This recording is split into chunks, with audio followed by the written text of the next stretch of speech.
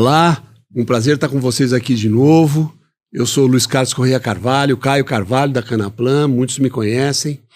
E nós temos produzido alguns podcasts diretamente ligados ao objetivo de realmente traduzir o que está se passando no campo, na realidade de mercado do setor sucroenergético. Pois bem, nós temos aqui duas pessoas especiais que eu queria apresentá-los, o Nilceu Cardoso e o Lucas Ranalli. Nilceu Cardoso, nosso consultor predileto, o Lucas, um grande técnico da Corteva, mas eu queria que cada um se apresentasse. Lucas, por favor. Claro, primeiro agradecer a presença aqui no CanaPlanCast e poder representar a Corteva, o time Cana, para falar com vocês um pouco sobre como que está esse início de safra, o que a gente espere e que ferramentas a gente, como agrônomo, como técnico, pode utilizar no dia a dia no canavial. Perfeito, agradeço mais uma vez a oportunidade de estar aqui com vocês dois. Enfim, falando sobre mais uma safra, mais um desafio, emoções, e, enfim, mais um ano que nós vamos com certeza passar, mas vamos ter que ter um esforcinho adicional para vencer os desafios. Eu queria começar lembrando que nós fizemos isso um ano atrás, exatamente um ano atrás, nós fizemos esse encontro desse trio que aqui está, falamos de uma safra, não erramos tanto daquilo que devia acontecer e, graças a Deus, a nossa bola de cristal estava bem ilustrada na época, vamos ver esse ano. Mas, de qualquer modo, eu diria a vocês que a safra 25-26 se caracterizou como uma safra que não foi a pior dos últimos 10 anos, não foi a melhor, mas esteve entre as menores. A gente teve a boa sorte de acertar na nossa projeção de produtividade, mas erramos na área. A área foi bem maior do que a gente imaginava. Eu queria começar a conversar um pouquinho com vocês dois sobre isso. Nós tivemos mais de 8 milhões de 100 para 8 milhões de 200 de área colhida. Nós esperávamos uma certa redução de área, até porque esperávamos também que tivesse uma grande renovação, o que não aconteceu. Mas eu queria deixar que os dois que vivem o campo muito mais do que eu no dia a dia contassem um pouco sobre a 25-26. Nilceu, por favor, comece com você. Bom, Sr. Caio, é um fato, acho que a questão da área pegou todos de surpresa. Entre todas as empresas, institutos que fazem levantamento de safra, ninguém apontou uma área tão grande quanto a que nós estamos tendo hoje. Era uma questão muito mais de TCH, de produtividade, do que a área. A área geral, quase todo mundo apontando entre 7,7 e 7,9 milhões de hectares.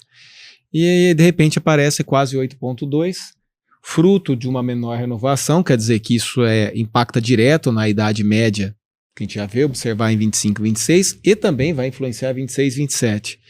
Mas uma certa expansão que aconteceu de forma bem distribuída, esparsa dentro das regiões produtoras, que a própria Conab não conseguiu captar, né? Talvez por conta de serem expansões esparsas, mas a verdade é que o setor conseguiu ter um aumentinho de área, mas esse aumento ele veio se confundindo sim com essa menor taxa de renovação e também com estratégias de algumas empresas que, para compensar a redução forte da moagem, aproveitaram aí áreas de soca de muda, áreas de plantio iniciais que tinham lá suas 30, 40 toneladas no final do ano passado e usaram essa cana para compor moagem. Canaviais que seriam colhidos no início de 26, 27, com seus 14, 15 meses, e que agora passam a ser canas de 12 meses, a ser colhidas no final da safra. Muda completamente o potencial, pensando em 26, 27. A quantidade que isso aconteceu pode ser discutida, mas nós podemos ter, sim, uma influência em termos de desempenho de algumas unidades em relação a isso. É importante, Lucas, você... como Corteva, sei que você tem uma equipe grande que roda todas as usinas e vocês fazem os negócios e percebe o uso de tecnologia. Nós tivemos quebras de produção em algumas áreas de 15%, em outras de 3%, 4%. Isso você entende que foi a realidade de distribuição de um clima muito diferenciado, chuva de manga, você não teve chuva geral, você teve veranico, você teve problemas, você teve geada, inclusive, ou você acha que reduziu o uso de tecnologia? Olha, com o nosso time no campo, né, de cana, acompanhando no dia a dia das usinas, dos fornecedores, entendendo o manejo cada vez mais, nós vimos que sim, o clima é impactante, o clima impactou a produtividade de todo mundo. Porém, quem manteve a adoção tecnológica, fazendo o manejo da melhor maneira possível, usando os produtos recomendados no momento ideal, perdeu menos. E essa é a grande realidade. Nós não controlamos o clima, a geada ou outras coisas que vão acontecer externo. Porém, se eu tenho um canavial, eu estou investindo em tecnologia, estou cuidando bem dele, a minha quebra é menor. Então a gente percebeu muito isso, né? Aquele produtor, aquela usina que veio investindo, manteve o seu investimento, seu manejo, independente do clima, se foi seco, se teve geada, que é impactante, a gente sabe, mas ele perdeu menos, ele estava mais preparado para passar por esse momento. Então, Caio, a gente percebeu que o uso da tecnologia é extremamente importante, independente se eu vou ficar esperando chover ou não chover, nós temos que fazer uso da tecnologia. E, como você comentou no início, quem fez mais uso de tecnologia perdeu seus 3%, 4%. Quem não fez, perdeu 15%, 20%, né? Mas, lógico, o clima impacta, mas tem como nós minimizarmos sempre isso.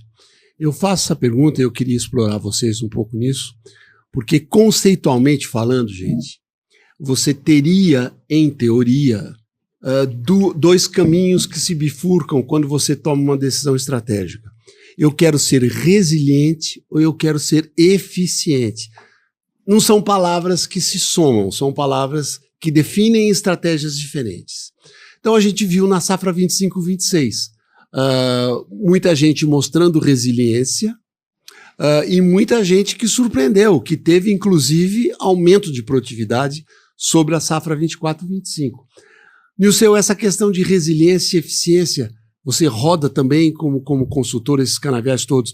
O que você acha disso? O que você viu nisso na última safra?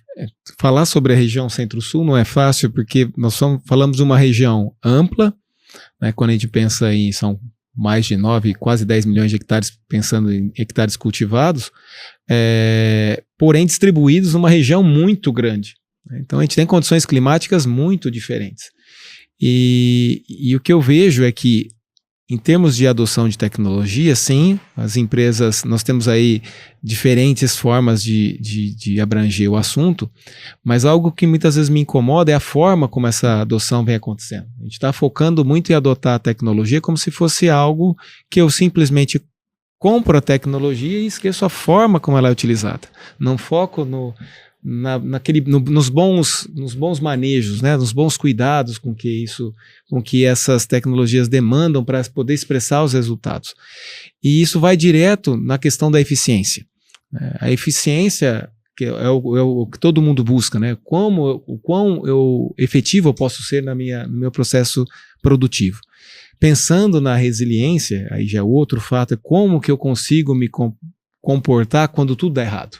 Quão resistente eu sou a essas mudanças, né? Essas variações ambientais.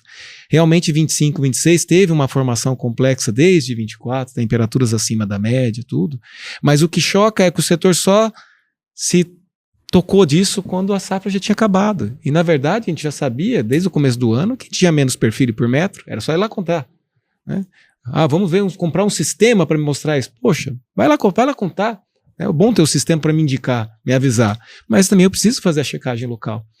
Então, casar a tecnologia de ponta com as boas práticas, com o bom arroz e feijão que a gente vinha conversando aqui antes, na minha forma de ver, ainda é algo que a gente tem pecado nos últimos anos do setor. A gente está apostando muito em passar a responsabilidade comprando a tecnologia, mas não em usar a tecnologia de forma mais efetiva.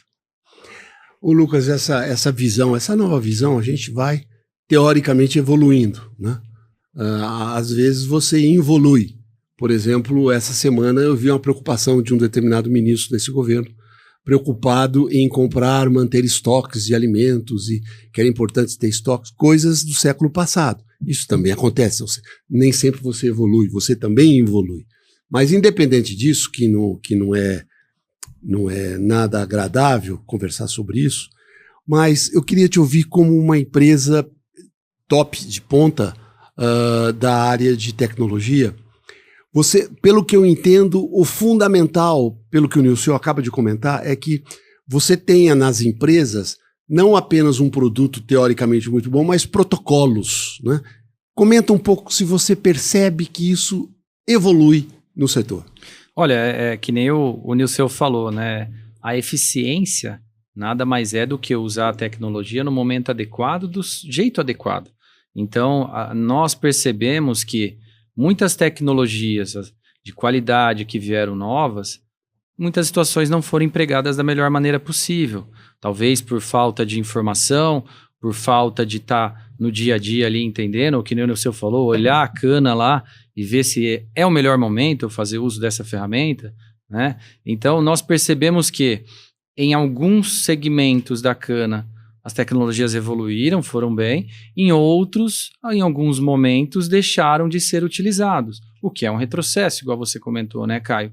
Então, eu acho que o fundamental, além de ter a tecnologia, é buscar, junto com a sua equipe, seja de campo, junto com um consultor parceiro aqui, com a Uniceu, junto com a empresa parceira que está desenvolvendo o produto Corteva, se realmente aquela tecnologia encaixa no meu manejo. Eu acho que isso é o principal. Porque a gente acaba lançando, né, o mercado lança novos produtos, porém cana, que nem o Nilson falou, é muito heterogêneo. Em cada situação, aquela mesma tecnologia eu vou usar de um jeito diferente, num momento diferente, com um manejo diferente. Então eu vejo que isso sim, a gente precisava fazer mais, sabe? Precisava realmente entender melhor o manejo de cada usina, de cada produtor em cada localidade, e aí sim eu utilizar aquela tecnologia, e não simplesmente, o meu vizinho ali está fazendo, eu vou fazer igual. Mas cabe para você, no momento adequado, com o seu canavial, com todo, né, a sua realidade. Uhum. Então, eu acho que, Caio, em algumas situações, sim, nós evoluímos, igual você falou. Em algumas outras, nós tivemos evolução. Mas, para ser o mais eficiente possível, eu tenho que buscar, com toda a tecnologia que eu vou empregar, ter essa informação de se ela está sendo empregada corretamente. Nessa linha lógica, vamos dizer assim, Nilson, de você ter a tecnologia, digamos assim, trabalhada nos pilares dos protocolos do uso daquela tecnologia para um determinado ambiente de produção, para uma determinada realidade, enfim, cada qual com a sua, é claro que a gente chegaria a uma produtividade muito maior se tivéssemos todos operando nessa mesma batida. Isso não acontece, de fato não acontece. Mas, por outro lado, o que eu queria ouvir de você, e depois eu queria ouvir o comentário do Lucas, é sobre produtividade e qualidade da safra 25-26. A gente tivemos quebra de TCH e tivemos quebra de qualidade. O que aconteceu?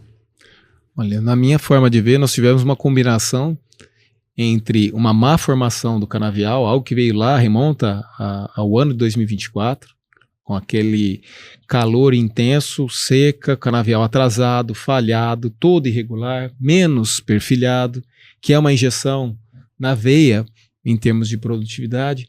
A conta no fim é simples. Quando eu tenho uma falha de 10 metros, é fácil eu perceber. Agora vamos imaginar que eu tenha um perfil a menos por metro, onde eu deveria ter 12, eu tenho 11. Quer dizer que num hectare eu tenho quase 7 mil hectares a menos.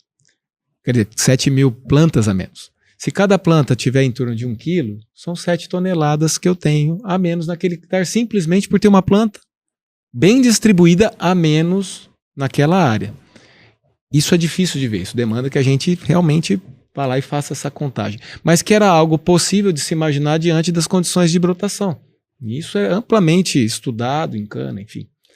Quando eu vejo as pessoas falarem que cana está atrasada em relação às demais culturas, não vou dizer que não é verdade. Mas a gente está atrasado em relação ao que a gente fazia antes. A gente se apegou muito a GPS, a mecanização como tudo, que é ótimo, excelente, não tem o que falar, monitoramento remoto, enfim, uso de inteligência artificial mais recentemente. Mas quem tem uma boa muda para poder fazer um bom plantio? Quem está investindo no primeiro insumo, que seria garantir que eu tenha qualidade de sanidade dessas plantas? Mas ninguém, são práticas que ficaram para trás. E vão comprometer o desempenho de todas as outras práticas que nós estamos fazendo à frente. Eu fico me imaginando que se lá atrás, lá pelos anos 90, quando se fazia tudo que podia de melhor para garantir sanidade das plantas, nós tivéssemos esse grau de tecnologia que nós adotamos hoje, onde a gente teria chegado em termos de produtividade naquele tempo? E se a gente pudesse trazer as boas práticas que nós tivemos lá atrás para agora, aonde a gente podia chegar. Porque hoje nós estamos falando de tentar voltar para os 80, que o senhor estava comentando. E a gente não tem conseguido manter nem os 75, 77 com frequência. Eu acho que essa é uma resposta importante, Lucas. Ele deu um exemplo muito feliz sobre a questão de perfilhamento, que é na veia realmente. Mas também na veia é quando você faz 138, 139 quilos por tonelada de cana, ou 141 quando você usa um produto, um maturador, um inibidor de flor. Vamos dizer, esses 2, 3 quilos, literalmente, é mais do que um perfilho, tá certo? Não, e tá corretíssimo. E é o que o Nilceu falou. Antigamente a gente tinha equipe de holding, né, Nilceu? Acho que grupo hoje tem uma equipe de holding para garantir essa qualidade desse meu canavial, sem mistura varietal, sem doença, tem carvão volar retiro, né? Então isso vai de encontro com a produtividade, né, em TCH, mas que nem você falou, Caio, a qualidade, o ATR. E a gente viu muito isso a safra passada, né? Acabou-se fazendo uso de maturadores, porém foi no uso adequado, que a gente falou, a eficiência, né? Na variedade correta, no time adequado, né? Ou eu acabei fazendo só por fazer, ó, precisa fazer porque estão falando que precisa melhorar a qualidade. Mas aquela variedade, ela é responsiva naquele momento a maturador? Ou eu joguei o meu maturador lá e ela deu meio quilo, 1 quilo a mais de ATR? Não se pagou nem o produto. Então, o ATR é de extrema importância, né? Porque no final nós produzimos toneladas de açúcar por hectare e tem esse balanço, né? Eu não consigo ter tudo, né? Produtividade, TCH e ATR alto. Eu tenho que ter um balanço adequado ali para no final ter esse TH. E a gente viu muito o ano passado essa preocupação com produtividade, perfilhamentos que impactam. Eu falo, será que se eu puxar um pouco mais o meu ATR não me compensa essa falta de perfilho? Então, acho que sim, é algo que podemos utilizar mais, de uma maneira mais eficiente, e que a gente sofreu muito ano passado com a TR, com qualidade do canavial, da matéria-prima. Esses 2 pontos que eu quis trazer com eles é uma coisa que me intriga, porque às vezes, quando eu converso com os meus colegas todos sobre o nosso negócio, o pessoal comenta sobre a fábrica e, vamos dizer assim, e desliza um comentário desapercebido, que nós não estamos falando da cana, nós estamos falando da estrutura de aço e de ferro que está de pé. Mas a fábrica de açúcar, sacaram, oficinaram. A fábrica de açúcar é a cana. Se a cana é pobre, a fábrica vai estar ociosa, né? Se a cana é rica, a fábrica vai estar cheia, bombando, né? Então, esse ponto, Nilceu, a gente percebeu na safra 25-26. Você vinha num determinado padrão, digamos assim, de moagem, e de repente começa a chover, começa a ter chuvas entre outono e inverno. E a queda, que seria uma queda que todos estavam apavorados, ela é amenizada por essas chuvas. Ao mesmo tempo, muitos esperavam que essas chuvas iriam baixar a qualidade da cana, e ela não aconteceu. Comenta um pouco disso. Sim, enfim, o que muita gente acaba deixando de lado é que para eu ter uma boa maturação, eu preciso primeiramente ter um canavial bem desenvolvido. Então, se o canavial vinha menos desenvolvido e com toda aquela irregularidade, ele já era um canavial que estava num descompasso em relação ao acúmulo de sacarose. Ele tinha mais tecidos preocupados em continuar o processo de crescimento do que tecidos preocupados em regular, em armazenar a sacarose. Isso torna difícil a tarefa do maturador. O que eu vejo hoje é que assim, vou aplicar o maturador, eu quero que eu venha a solução completa. Quero que você resolva todos os problemas que eu mesmo criei, plantando uma variedade que às vezes é muito tardia e quero colhê-la no primeiro mês, já dificultando toda a sequência de trabalho, né? Não, mas não é importante. O importante é o desempenho geral, tá? Mas se você quer mais qualidade, você tem que focar no parâmetro qualidade. Então, se eu quero fazer açúcar, posso ter o ATH infinito, mas se eu não tiver pureza adequada, eu não vou conseguir fazer aquele produto específico. Posso fazer etanol, posso fazer o que quiser, mas não vou conseguir fazer açúcar numa safra que tinha que ser açucareira, né? Então esse foi o primeiro ponto, canavial mal formado. O segundo, que para mim é um problema que vai continuar pelos próximos anos. A gente depositou muita expectativa em cima de um padrão varietal com resposta mediana para maturação, achando que a gente ia conseguir compensar tudo em termos de produtividade por hectare. Chega uma safra açucareira e fala, não é assim não, eu preciso ter TH, só que eu preciso ter um TH com uma certa pureza. E aí eu tenho que relevar, não pensar de novo na questão das variedades, relembrar por que tinha variedade precoce, média e tardia, por que a precoce era que respondia mais ao maturador no começo de safra, ou porque tinha algumas médias que respondiam numa determinada condição, um solo mais restritivo, enfim. A gente tentou mudar a roda, mudar todo o contexto, desrespeitando tudo que tinha para trás de grande aprendizado. Hoje, quando eu olho, um tempo atrás eu olhei um trabalho de 1980, muito bem feito, lindo, com todas as informações necessárias para um determinado manejo que hoje está sendo feito muito no setor e que para isso teve que fazer uma série de novos protocolos 45 anos depois. A quantidade de informação que a gente tem perdida, que é simplesmente abrir um livro e ler, é absurda. E aí nós falamos, não tem informação no setor. Não, informação tem. O que está faltando é pessoas interessadas em buscar essa informação. A gente está buscando novamente, a gente está colocando toda a responsabilidade na ferramenta, tecnologia, maturador, mas a pecinha que está usando, né, nós estamos passando essa responsabilidade à frente. E isso, enquanto a gente não resolver isso, o setor vai ficar nessa situação.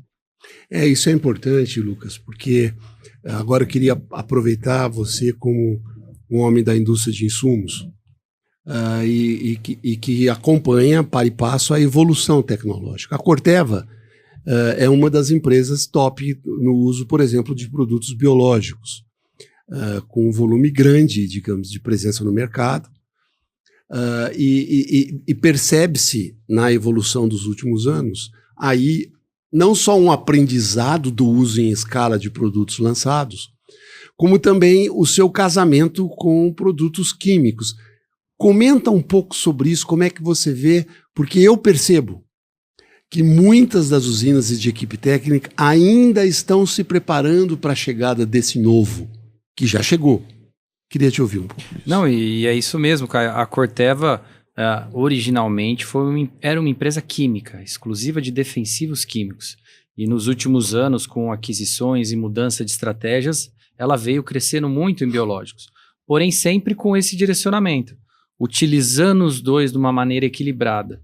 Não sendo extremista de só vou fazer biológicos e também não fechando os olhos, tapando os olhos. Não, eu vou continuar no meu químico tradicional. Então, a Corteva ela veio buscando cada vez mais integrar esse portfólio de biológicos e de químicos. Porém, é o que a gente vem conversando, né? É um desafio para nós, como empresa e setor, difundir as novas tecnologias de maneira correta, porque em cada situação, em cada região, essa tecnologia é empregada de uma maneira diferente, né? Então, nós da Corteva, além das parcerias que a gente tem, né? A gente faz com o Nilson muita parceria com as próprias usinas, o nosso time na ponta tentando levar essa tecnologia da melhor maneira possível. É o que o Nilson falou, não adianta nada, o maturador é a cerejinha do bolo, é o último manejo que eu vou fazer antes de colher o meu canavial. Porém, todo o resto, todo o que a gente fez antes é o que vai me importar ali. Então, a Corteva nessa mudança de mercado sendo inundado com biológicos, com informações, ela vem sendo cada vez mais pautada em pesquisa, em entender certinho como que vai ajustar e com esse direcionamento. Vamos usar os dois biológicos, químicos, de uma maneira equilibrada, quando realmente for necessário usar um e o outro. Tá? Eu acho que esse é um ponto relevante. Todo mundo hoje fala, vamos dizer assim, e procura olhar o lado positivo de um produto e se esquece do sistema como um todo, né? O que nós estamos discutindo aqui é que o sistema, de alguma forma, vem mostrando uma coisa importante. Estudos nossos lá na Canaplan, a gente percebe que há nos últimos, desde, digamos assim, do ano 2000, portanto há 25 anos, é um bom período. Tem muita gente que não fez 5 safras, aí se fala 25 safras, mas nos últimos 25 anos, o que a gente observou, Nilson? A gente observou a fase 2003, 2004 até 2012, 13, foi uma fase de crescimento, de expansão, áreas novas. Então você olha para os dados de moagem de cana e conclui, se você não for veterano, se você for bicho, você conclui que não teve volatilidade, o clima deve ter sido muito bom nesse período. Daí você pega o período depois do choque anafilático, digamos assim, que foi a crise financeira de 2008, 2009, e a travação que houve com relação ao problema do governo Dilma, para dar nome aos bois, e de ter congelado o preço da gasolina, a gente passou um período de vacas magras muito grandes, e é só quando a maré baixa é que você vê quem está nu, né? A maré baixou e você viu realmente tantos aqueles que morreram no caminho por causa disso. De qualquer forma, o que a gente passou a perceber é que a cada 2 ou 3 anos a gente tem uma volatilidade por causa do clima, normalmente por causa de seca. Junto com seca, às vezes, vem a desgraça da geada e do incêndio, mas basicamente, fundamentalmente, a variação é déficit hídrico como um susto. E aí a gente percebe que soluços quando a lavoura estabiliza. E é quando estabiliza e tem soluços que você percebe as diferenças de quem trabalha bem e quem não trabalha bem. Nesse sentido, a safra 25-26 acabou sendo, digamos assim, uma safra que herdou problemas. Nós tivemos uma 23 maravilhosa, uma 24 com problemas e a 25 pagou a conta, né? É isso mesmo? A questão climática sempre vai estar presente, é fato. Mas como o senhor disse, já existiu no passado. Não dá para falar que só foi ruim agora. Mas estamos passando por um aquecimento global e está pior, o ano ruim está pior do que o ano ruim costumava ser. Ok, mas aconteciam anos ruins. A questão é que agora nós temos várias tecnologias para monitorar isso, inclusive um histórico do que mostrava como era um ano ruim. E a gente não está sendo capaz de captar isso. Repetindo situações que já não se mostraram eficientes no passado. A própria interação, vou partir 100% para o biológico. Isso aí já aconteceu quantas vezes no passado? E aí retomamos de novo a mesma sina, pelo amor de Deus, igual o mesmo pensamento do Lucas. Não estou dizendo que a gente não tem que usar biológicos, mas tão importante quanto usar uma molécula de menor impacto é usar com capacidade, com responsabilidade, aquelas moléculas que a gente tem.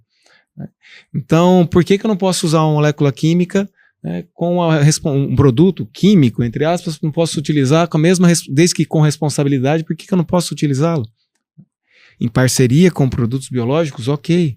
Mas em alguns momentos, só ele vai me entregar o que às vezes o outro não consegue. E o setor tem essas idas e vindas, né? A gente fica girando em torno, e o problema é que a gente teve essas idas e vindas, mas agora a gente está num cenário de estagnação, e se for olhar nos anos subsequentes a isso que o senhor falou, de queda, né? A gente não olha mais aquela tendência de subida ao longo dos anos. Então, na minha forma de ver, a gente tem que retomar assim, algumas coisas que a gente deixou no caminho. Utilizando essas novas tecnologias, ok. Algumas já nem são mais tão novas, já estão aí há 10, 15 anos no mercado. Mas para mim o que está fazendo muita diferença é o cuidado, é a atenção, é a estratégia com que cada produtor ou grupo adota esses manejos, essas tecnologias.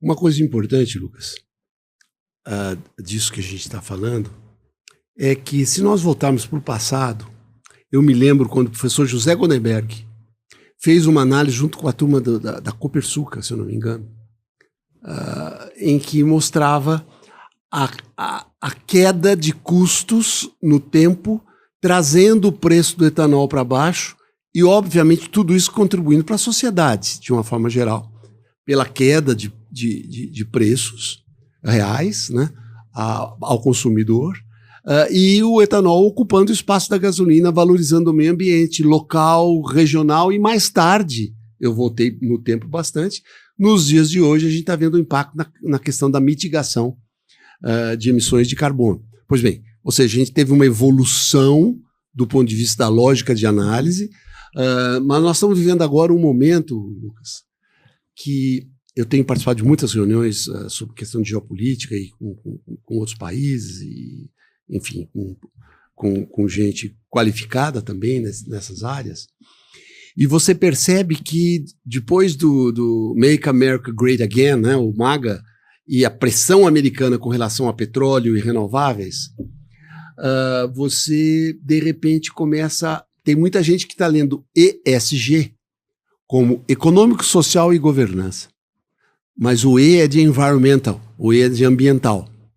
Mas a lógica do momento que nós estamos vivendo, nessa fase unilateral, em que não se valoriza o multilateralismo, os fortões é que acabam ditando as regras, o E vira econômico.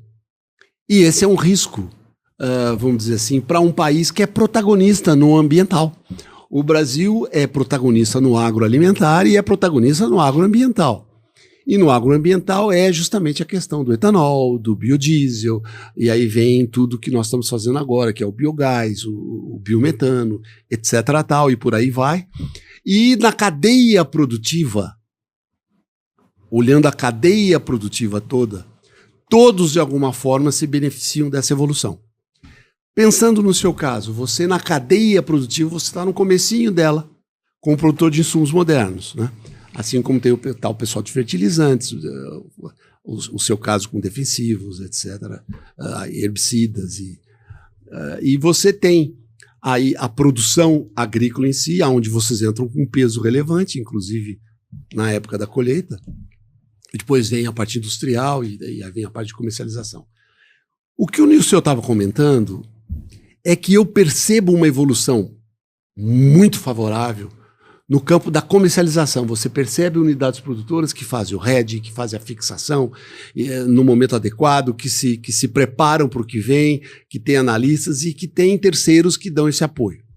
O setor agrícola também tem grandes consultores, grandes empresas como a de vocês, que estão lá para dar esse suporte.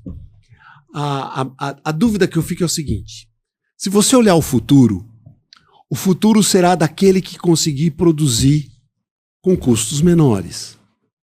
Custos menores, função não apenas de produtividade mais alta, mas também de insumos que se encaixam nessa realidade, digamos assim, que leva o produtor a ter custos mais baixos. Custos mais baixos levam a preços mais baixos levam aqui o consumidor, olhe para o E do ESG como ambiental e saiba que está contribuindo, e valorize, e por aí vai.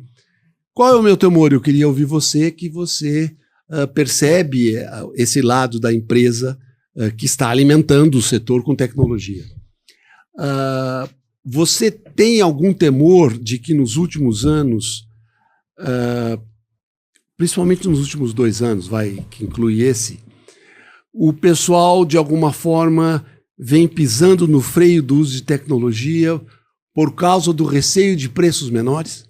Olha, a gente vê, né, Caio, assim, um impacto econômico forte quando eu vou para o meu manejo do canavial, né? Acho que não só o setor nosso, agrícola, o setor de usinas, todos vêm passando por um momento de apertar o cinto. E aí a gente volta naquela questão: como eu vou ser o mais eficiente possível? Porque muitas das vezes eu vou estar tendo o mesmo custo, né, tendo o mesmo investimento, sendo eficiente, eu produzo mais. Mas a gente vê que existe sempre uma pressão, né, para baixar custo de tudo. Mas nem sempre é o melhor caminho, ou cortar algum manejo, alguma situação. Então a gente tem visto que, diferente de outros momentos que a gente passou por essas crises, a maioria do setor agora ela enxergou que se eu tenho um investimento adequado, sem cortar, na hora que tem essas dificuldades econômicas, eu vou ali perdendo menos e eu não vou ser, então, né, olhar para o econômico. Eu vou poder olhar para o ambiente. E a Corteva, ela é uma empresa que uma das missões dela é essa, é fazer com que tenha uma maior produção de alimentos, mas de uma forma sustentável. E o que é a sustentabilidade? É produzir, é ser eficiente por um maior período. Não adianta nada a gente agora, passando por uma crise, começar a cortar, fazer manejo, daqui 3, 4 anos não tem mais o que fazer, já foi, né? Então, nós como empresa de inovação, de tecnologia, buscamos sempre otimizar também a produção dos nossos produtos, sendo mais eficiente, né, poluindo menos, sendo mais sustentável, tendo um custo melhor, porque se eu consigo ter um custo melhor, eu repasso com um custo melhor essa tecnologia, a adoção é maior, o impacto é grande. Então a Corteva ela está totalmente preocupada com isso, Caio. Hoje ela não lança um produto onde ela não procura usar a menor quantidade de ingrediente ativo por hectare, em sua formulação ser mais livre de derivado de petróleo, que o uso dessa tecnologia possa ser por um longo período, seja sustentável. Então, existem sim situações que nem você comentou, né? Que só vai olhar para o econômico, só vou olhar para cortar, mas nós, como empresa de tecnologia, junto com você, junto com o Nilceu como consultor, a gente está muito na ponta mostrando que, olha, vale a pena o investimento, ele é eficiente, ele vai te dar um retorno, e nisso lá no fim o seu custo de produção melhora, porque você produz mais, você é mais eficiente, e todo mundo ganha, que nem você comentou. Eu acho que esse é o principal. Eu achei muito legal essa nossa conversa e queria ressaltar o porquê. Eu tenho uma visão clara de tantas safras e de tantas alegrias e sofrimentos. Afinal de contas, eu sou quinzista e santista, então eu não preciso explicar para vocês. Mas, de qualquer modo, eu diria que quando eu olho a evolução de grãos no Brasil, que acabou criando uma expressão que se chama poupa-terra. O que é o poupa-terra? É o uso de tecnologia constante, independente de uma expectativa que eu possa ter do que vai ser mercado. Mercado é mercado. Eu uso a tecnologia disponível porque eu preciso ter produtividade. Quando eu tenho produtividade, eu vou escalando com competência, vou ganhando mercados, eu olho a questão ambiental que vem junto com isso tudo, e eu estou assegurando sempre o ano seguinte, a minha volatilidade é menor. Quando eu começo a me preocupar com o que pode ser o mercado e começo a economizar, que na verdade não é economizar, eu começo a reduzir o uso de tecnologia. Eu sei que eu vou ter volatilidade nos anos seguintes, porque, gente, a agricultura não é o milagre dos pães de um ano para outro. Não existe isso só em Excel. Em Excel de quem gosta de fazer barulho. A agricultura não é assim. A gente perde. Então, não faz sentido você fazer economia com aquilo que é a alma do seu negócio, que é produtividade. Nós vivemos disso. O etanol vai estar no futuro, na disputa de mercados, vamos dizer assim, renováveis, se reduzir custos. Todos os competidores do etanol estão reduzindo custos de uma forma acelerada. A gente tem que voltar a fazer isso. Então, eu queria, com esse comentário, vamos dizer assim, dizer a vocês, não esqueçam da reunião da Canaplan de abril, que a gente vai voltar a falar sobre isso, um pouco mais focado para a safra que vem, que nós vamos entrar a partir de abril de 2026.